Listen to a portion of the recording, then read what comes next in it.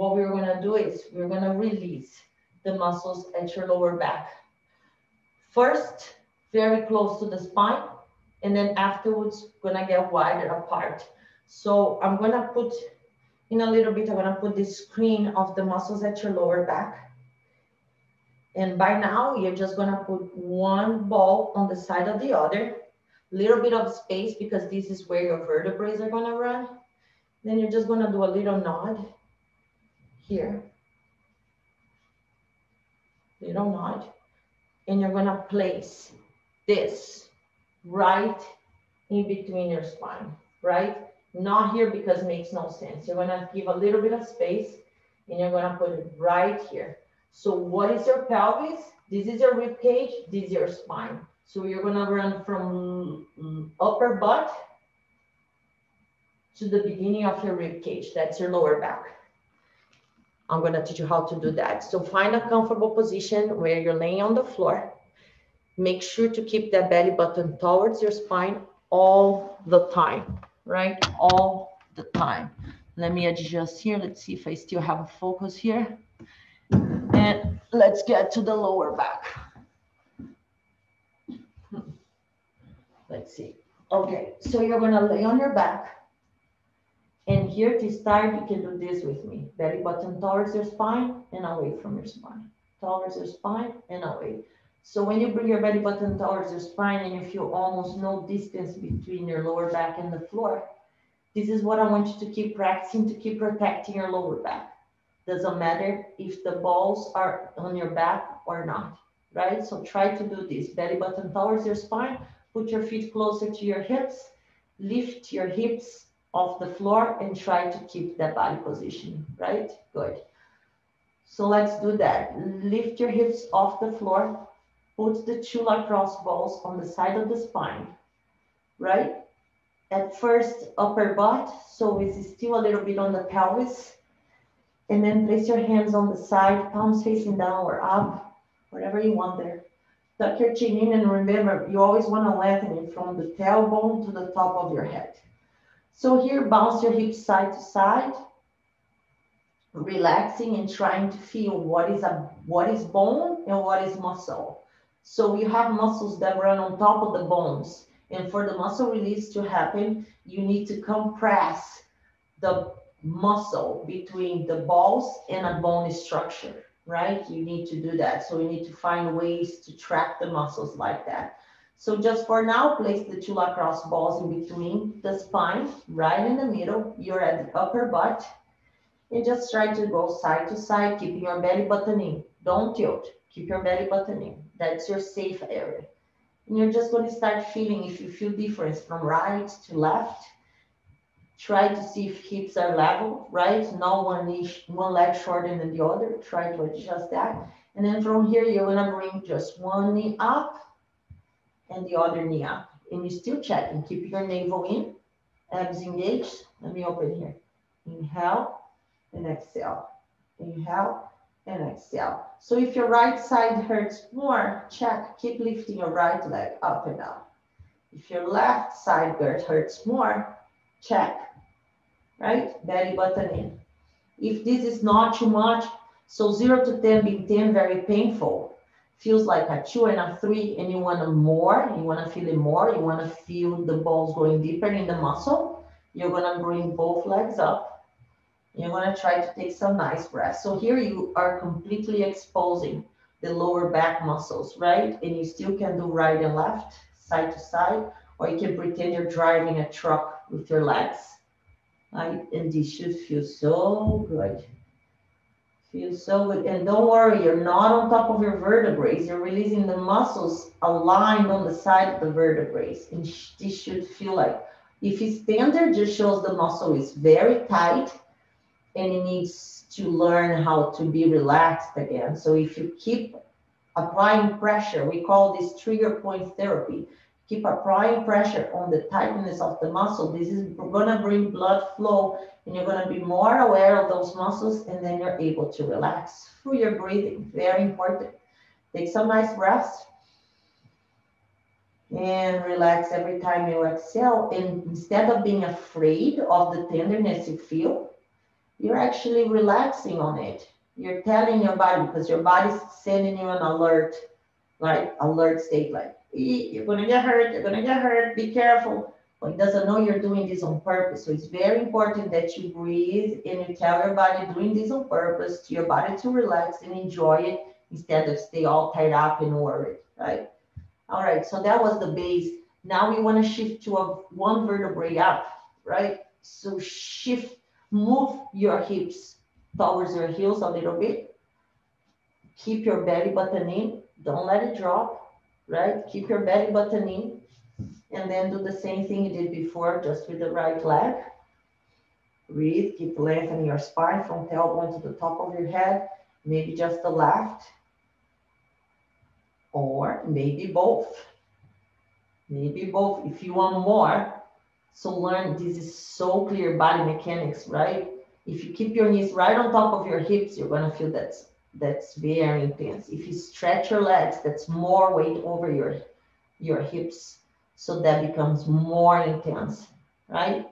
Or bend or stretch or bring your knees towards your chest to put the muscles in a more stretched position. Keep your navel in and drive a bus with your knees all the way to the left, all the way to the right. And this should feel so good. This feels so good. You can hug your knees. If your son is around and is jumping on top of you right now, it's going to be way more intense, right? More weight you have, more intense it's going to be. Okay, you work that area and you're trying to learn too, is the where is the most tender? What between what vertebrae is tighter, right? And then let's move one more time. After this, we're going to move one more time. Here, same thing. Bring your right knee up a few times. Keep your navel in. Bring your left knee up a few times. Keep your navel in. If you want more, bring both legs on top. This one, I like to hug my knees because now I'm exposing a lot. You can still drive a bus, right, with your knees, or just stretch your legs like that. This is way more body weight on it, way more pressure, and you still can drive a bus like that. Keep breathing. And try to relax with the tenderness. Don't arch. Keep your belly button towards your spine. Hug one leg only or hug two, right? Find something that works better for you and don't be afraid of the pain signal. Keep exploring it. You cannot get hurt like this. You're just doing good for yourself. Keep your navel in, lower ribs in, keep lengthening the spine. And let's go for one more spot. Almost at your rib cage now, and same thing, one leg at a time, or both legs, drive a bus, or stretch your legs. I like to do this too, like push one heel up and then the other, right? Or move the hips. Find something that works for you and relax. Take some nice breaths. Option 2, you go from the lower ribs to the upper butt. If you have like a shirts that can get trapped, just be careful with that, right? And you can roll like this. This feels good too, but don't arch. Keep your navel in, keep exposing the muscles at your lower back. All right, to get out of this, always, anytime you want to sit up again, turn your knees to one side, put opposite hand against the floor, and push yourself up.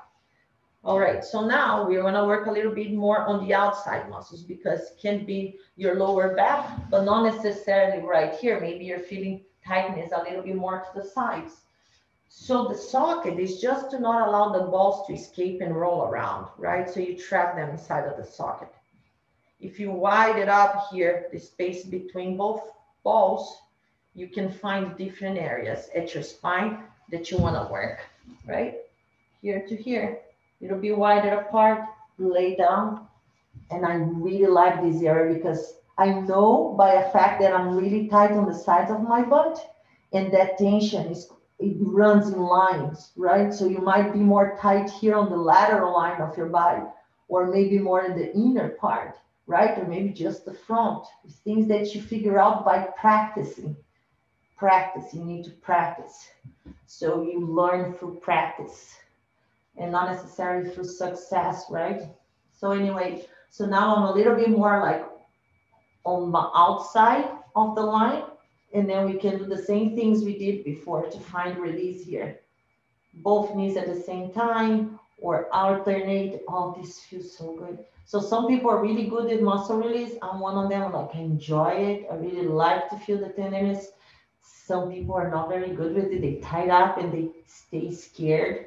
But it's all about practice, breathing and learning, right? And not being scared. Not being scared. Definitely. It's just muscle tightness. You're not hurting any tendon, any ligament, or anything like that.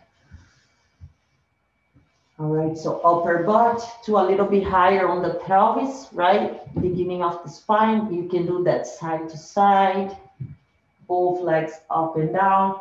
Ooh, this is like being stabbed.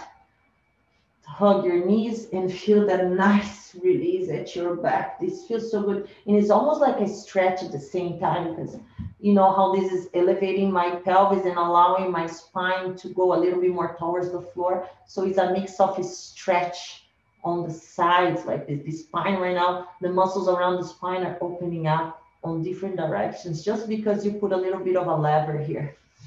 Take some nice breaths, hug your knees, tuck your chin in. And melt into it. Relax. Drive a bus if you want. Move hips side to side. Stretch your legs all the way up if you want. And you can keep working here until your rib cage. In the case of the rib cage, underneath your rib cage is very important. And this time then tuck your tailbone under and bring your hips down because this is where the diaphragm is. And I'm going to talk about this in another class. Where your diaphragm is. If you are not breathing properly through your diaphragm, your lower back and mid back are going to tense up a lot because they're going to try to do the work of the diaphragm.